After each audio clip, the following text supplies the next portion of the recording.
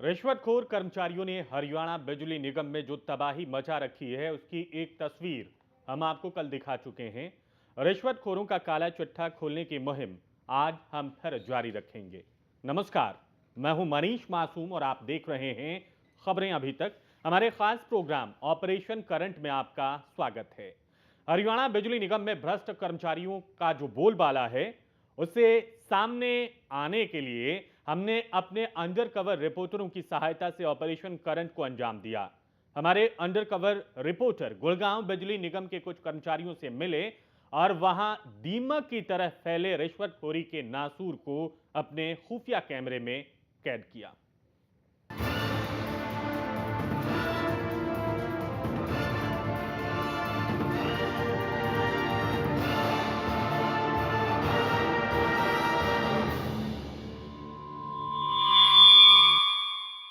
भ्रष्टाचार में लिप्त अधिकारी कर्मचारियों की एक और तस्वीर हम आपको दिखाने वाले हैं, लेकिन उससे पहले हम आपको अपने खास मेहमानों से मिलवा दें। हमारे साथ आज स्टूडियो में चर्चा के लिए मौजूद हैं हमारे सहयोगी नितेश सिन्हा, हमारे साथ हमारे editor in chief Umesh Joshi ji, साथ के साथ हमारे दो अंडर कवर रिपोर्टर भी हमारे साथ इस चर्चा में शामिल रहेंगे, जो बताएंगे कि कैसे इन्होंने उन कर्मचारियों को, अधिकारियों को पकड़ा जो कि दीमक की तरह हमारे सिस्टम में पसरे फैले हुए हैं। सबसे पहले हम आपको दिखाते हैं मानेसर सब स्टेशन पर सब डिविजनल इंजीनियर के पद पर कार्यरत कर्मचारी की करतूत। नाम है इनका प्रवीण कुमार। इन्होंने मानेसर की एक फैक्ट्री में वीसीबी और एचटी कनेक्शन को लेकर 1,35,000 रुपए की रिश्वत मांगी।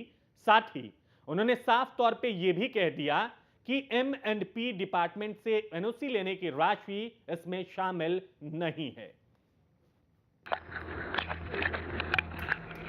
कितने पैसे मंगाना पड़ेंगे? एस्टिमेट बनाएंगे, उसके हिसाब से बता देंगे अभी आपको। एस्टिमेट आपका पड़ा सामने आ गए तो पास होते लेकिन वो भी बात हुई और फिर उससे आप कहते हैं एमएलटी से पूरी बात बन जाएगी बात करके। नहीं, रिगार्डिंग किसका? वो बीसीबी की जो लोकेशन देनी थी ना, हाँ कहते भी वैसे हाँ, वो बात वो तो मैंने कर ली है, वो तो मैंने उनसे कर लिया। वो बोले कि ठीक है, अगर आपके पास स्पेयर बीसीबी नहीं है, स्पेस की दिक्कत, आप दूसरी तरफ लगा सकते हो, तो वो दूसरी तरफ शिफ्ट करवा तो मेन जो हर्डल थी वो तो हो गई। हाँ, मेन वही चक्कर था कि वो ऐसा ना हो कि बाद में वो रिफ्यूज हो जाए या उसमें पहले वो थी ना दिक्कत थी। दिक्कत तो अभी भी है, लेकिन अब हमने उनसे बात कर ली थी। हमने इनसे बात हुई थी मेरी, तो वो कह रहे थे जी आप लगा सकते हैं। चलो तो वायर लगानी पड़ेगी उसमें आपको यार, मतलब हमारा सिर्फ एनओसी तक है, हम एनओसी तक आपको कर देंगे। नहीं, हम बीसीबी लगा दें, उसको जोड़ दें, आप एचईबीएन की एनओसी हो जाएगी। हाँ, और उसके बाद जो आप लेटर दे दोगे ना एमएडपी के नाम, हाँ, एमएडपी आके वो जो अंदर का काम करना है और वहाँ का काम करना, वो आप अपने एंड पे हैंडल करते हैं। इनका एमएडपी का कितना खर्चा हो जाएगा देख लो जी, ये इम्पैक्ट आएगा। हाँ, मतलब कि 1,35,000 हो गया ना आपका है। हाँ, वो आप उनसे बात कर, कुछ कम भी हो सकता है।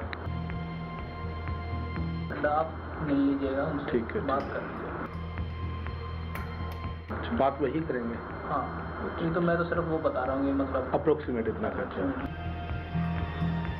नहीं, हमारा जो इम्पैक्ट आ रहा है सर, ये देखा जी, वो एमएडपी तो मैं देख लूँगा, क्योंकि एचईबीएन से मैंने एक दो बारी काम कराया, कभी हॉस्पिटल पे हुआ है, अभी भी लूमेक्स का दारोडा में हुआ तो उन्होंने खुद ही कराया था। हमने यूपीटर इंस्टॉल किया था उनका, तो वो वहाँ पर मनोज यादव जी हैं, तो उन्हीं के थ्रू उनकी बात होगी। लेकिन अभी यहाँ के एमएडपी का तो आइडिया है, तो लोकल आती है ना टेस्टिंग सीजन की, लेकिन ये भी आप ही करा दो, उसमें फिर है यार इसमें। पूरा ही कर दो ना, मतलब कि हम कहाँ तक भागेंगे? नहीं, वो हमारे नहीं मानते। अच्छा, नहीं डिपार्टमेंट तो एक ही है ना, आप लोग ही कल को उधर पोस्ट हो गए नहीं कर हैं? नहीं वैसे इनके बीच में वो होती है शायद, क्या? कि भाई हमारे बिना पूछे तुमने क्यों कर दिया, ऐसा कुछ हो रहा है। नहीं ऐसा नहीं होता। बिल्कुल होता है सर, ऐसा होता है। एंड पिछले 2-3 केसों में हम गए, हम नहीं। सब डिविजनल इंजीनियर नाम से ही पता चलता है कि ये बड़े अधिकारी हैं, ये छोटे मोटे कर्मचारी नहीं हैं। 2-3 और बातें हैं, उसको हम जानेंगे अपने एक्सपर्ट्स के जरिए। एक फैक्ट्री में वीसीबी और एचटी कनेक्शन को लेकर 1,35,000 रुपए की इन्होंने रिश्वत मांगी।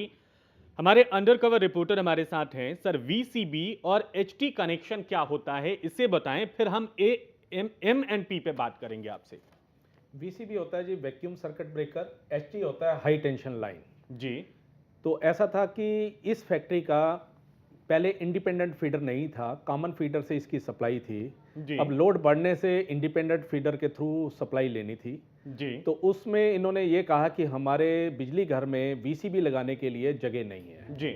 उसकी परमिशन के लिए, सिर्फ वो पैनल की एक परमिशन वीसीबी की उधर लगाने की परमिशन के लिए इन्होंने 1,35,000 खर्चा नहीं, ये बताया। कोई कंपल्शन तो नहीं है ना कि जहां से वो परमिशन लेंगे वहां पे पैसे देने ही पड़ेंगे? नहीं, ये नहीं, तो ऐसा एक कुछ नहीं है। ये प्रक्रिया तो होगी ना कि आप उस प्रक्रिया के तहत उस ऑफिस तक जाते हैं, अधिकारी तक जाते हैं, तो ये उनका काम है, उनको करना ही पड़ेगा। वहां पे पैसों की जरूरत तो नहीं पड़ती है। ये तो उनकी ड्यूटी है जी, जो जी, बिल्कुल। सरकार उनको तनख्वाह दे रही है, इसी काम के लिए वो उधर बैठे हैं कि अगर कोई कंज्यूमर आता है, जो भी उसकी प्रॉब्लम है उसको हल करने के लिए। जी। लेकिन ये बहाना ये लगाते हैं कि हमारे बिजली घर में जगह ही नहीं है और इसके लिए पैसे आपको देने से क्या जगह बन जाएगी? हाँ, तो यही है कि अगर पैसे दें तो जगह बन जाएगी। इन्होंने ये भी कहा कि आप अंदर एग्जीक्यूटिव इंजीनियर से बात कर लो। इन्होंने अप्रोक्सीमेट खर्चा बताया और ये दुकानदारियां कर रहे हैं अपने अफसरों के लिए।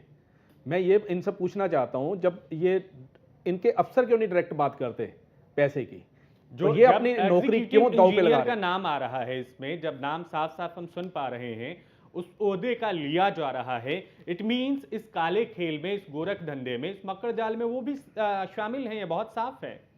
हाँ जी, बिल्कुल क्लियर है जी कि एग्जीक्यूटिव इंजीनियर के लिए ये बैठ के अपनी धंधे कर रहे हैं उधर और खुद अपनी नौकरी को दांव पे लगा रहे हैं और इसमें ये लगता है कि ज्यादा पैसा इनके अफसरों के पास जाता है। पूरी तरीके से तो अपनी साहब के लिए धंधा नहीं कर रहे हैं वो, उसमें हिस्सेदारी तो हाँ। इनकी भी बनेगी कि हम लेके जा रहे हैं साहब, ये पैसे हमारा हाँ। कमीशन हमें दे दो। हाँ जी, कुछ हिस्सा इनका है, बाकी इनके अफसरों का है। अब कहाँ तक इनके अफसरों तक जाता है, किस लेवल तक जाता है, जब वो विजिलेंस वाले इनकी इंक्वायरी करेंगे तो तब पता चलेगा कि ये पैसा कहाँ तक पहुँचता है।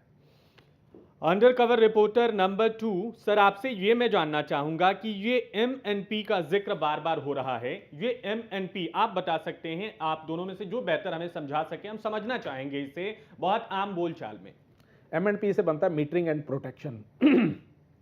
इनका काम होता है कि जो भी एचटी पैनल है उसकी प्रोटेक्शन में पूरे जो भी उधर नॉर्म्स हैं वो बरते जाएं और सेकंड जो मीटरिंग है, जो कंज्यूमर बिजली ले रहा है जी। वो प्रॉपर उसके यूनिट आने चाहिए। उसके लिए सीटी, पीटी और मीटर वो प्रॉपर सील होता है। तो ये एमएनपी वो ये डिपार्टमेंट है।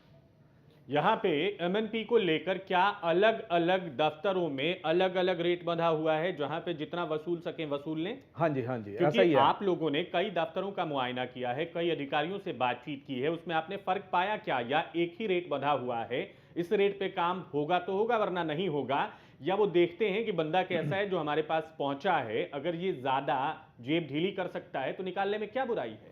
नहीं नहीं, जितना लोड ज्यादा है उसके हिसाब से डिमांड करते हैं। अगर ज्यादा लोड है तो ज्यादा पैसे की डिमांड करते फिक्स हैं। रेट है, फिक्स रेट है।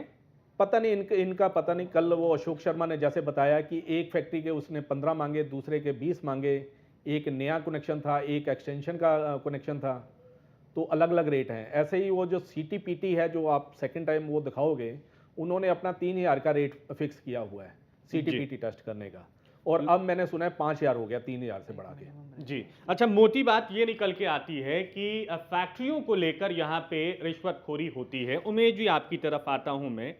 हमने हमारे रिपोर्टरों ने जो समझाया उसके मुताबिक गुड़गांव जो है सोने की खान है, क्योंकि अगर यहाँ पे औद्योगिक क्षेत्रों की बात कर लें, बावल इलाका है, धारूहेड़ा है, इसके अलावा और सब अर्बन इलाके हैं, यहाँ पे तो चांदी होती होगी, यहाँ पे कितनी लूट मचाते होंगे, इसका तो कोई हिसाब किताब ही नहीं है। इस तरह की जो पोस्टिंग होती है वो नीलाम होती है, उन पर बोली लगती है कि हम आपको इतना पैसा देंगे, हम आपको इतना पैसा देंगे। जो सबसे ज़्यादा बोली लगाएगा उसको ये पद मिल जाता है, या फिर जिसकी जितनी ज़्यादा अप्रोच होती है। जी, कल वो कह रहे थे कि सीएम से सीधी जो डीलिंग होती है उन्हीं की उसमें पोस्टिंग होती है, या मंत्री सीधा जिसमें दखलंदाजी करता है इस मामले में उसकी पोस्टिंग होती है। यानी अपने चहेतों को वो ऐसे पद पर बैठाना चाहता है ताकि 2, 4, 5 साल में वो अपनी कई पीढ़ियों का इंतज़ाम कर ले, और जब कभी हमें ज़रूरत पड़े तो फिर वो वहाँ से हम पैसा भी थोड़ा सा उससे निकाल सकें। जी, मैं एक इसके लिए छोटा सा एग्जांपल देता हूँ। एक बिल्कुल। मंत्री के पास मैं मनगढ़ंत बातें नहीं करता हूँ, मैं नहीं, सिर्फ बिल्कुल। वो बातें करता हूँ जो घटित हो चुका है। जी, मंत्री के पास कुछ लोग गए कि साहब हमारी जो सड़क है वो हर साल टूट जाती है, क्यों ना आप इसको सीमेंटेड करवा देते हैं, तो 5, 7, 10 साल वो सड़क चलेगी, हर साल का झमेला नहीं रहेगा। तो मंत्री ने कहा कि मैं उस ठेकेदार को भूखा मार दूं, उसके बाल बच्चे हैं, यानी कि हर साल सड़क बनाएगा, हर साल वो पैसे कुछ कमाएगा, कुछ दूसरों की जेब में भी जाएगा। तो ये जो बैठे होते हैं अफसर, ऐसा नहीं है कि ये अकेले पैसा खाते हैं। इस देश में इतना भोला और नादान व्यक्ति कोई नहीं है कि किसी को अकेले पैसे खाने दे। उससे हिस्सेदारी बंधी होती है, सबके रेट बंधे होते हैं कि फला जगह पर आपकी पोस्टिंग है, आपको महीने में इतने पैसे पहुंचाने हैं, फला जगह पोस्टिंग है तो जी। इतने पैसे पहुंचाने हैं। उद्योग विहार में शुरुआत यहीं से भी नहीं, जी। अगर देखा जाए जोशी जी, जिस तरीके से बात होती है, नौकरी लेने से ही इसकी शुरुआत हो जाती है। नौकरियों में जिस तरीके का गोरख धंधा होता है, इतने पैसे में ये नौकरी बिक गई, इतने पैसे में वो नौकरी बिक गई, तो जो उम्मीदवार अपनी नौकरी के लिए 5 लाख, 10 लाख, 20 लाख खर्च कर रहा है, वो तो पहले ही ये सोच के बैठा हुआ कि जब मैं नौकरी करूंगा तो मैं ये सारी चीजें वसूलूंगा। वो पूरी अपने घर से तो connectivity आप लगाएगा बता नहीं। रहे हैं नीतीश। बिल्कुल, एक बहुत ही स्वाभाविक जो सोच होती है लोगों की, व्यवहारिक बात है, व्यवहारिक बिल्कुल बात वही है। होती है कि जब हम किसी काम की शुरुआत ही घूस देकर कर रहे हैं तो आगे जाकर के हम क्या अपेक्षा रख सकते हैं उनसे। वो निश्चित तौर पर घूस की बागडोर जो है वो आगे बढ़ाएंगे ही बढ़ाएंगे, किसी न किसी के हाथ में मैं खुद डालेंगे। यहाँ पे उमेश जी, मैं आऊंगा आपकी तरफ। दरअसल कमर्शियल ब्रेक लेने के लिए बार बार बोला जा रहा है, तमाम बातचीत होगी हमारी, मैं आऊंगा। एक आकलन मेरे दिमाग में हो रहा है, एक आंकड़ा आ रहा है कि 1 यूनिट यानी कि एक बंदा जाके जब इतने रुपए की पेशकश करता है तो इस पूरे इलाके में फैक्ट्रियों की तादाद कितनी हो सकती है, और वहां से माल यानी कि रुपए की कमाई कितनी होती होगी, और ये रुपए खपते कहां पे होंगे। इन सारी बातों पे बातचीत करेंगे हम अपने एक्सपर्ट मेहमानों से। फिलहाल एक छोटा सा ब्रेक।